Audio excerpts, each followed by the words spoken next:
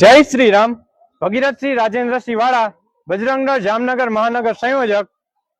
આજરોજ વિશ્વ હિન્દુ પરિષદ બજરંગ દળ દેશભરમાં 11 જાન્યુઆરી એટલે સ્વામી વિવેકાનંદ જયંતિથી 23 જાન્યુઆરી સુભાષચંદ્ર બોઝ જયંતિ દ્વારા નિમિત્તે બજરંગ દળે દેશભરમાં કબડ્ડી સ્પર્ધાનું આયોજન કરેલ છે, જેમાં જામનગર મહાનગર ખાતે નેશનલ હાઈસ્કૂલ અમારી કબડ્ડી સ્પર્ધાનું આયોજન કરેલ છે, જેમાં 135 જેટલી સંખ્યા અને 9 ટીમો ઉપસ્થિત રહી અને આ રમતમાં ભાગ લીધેલ છે.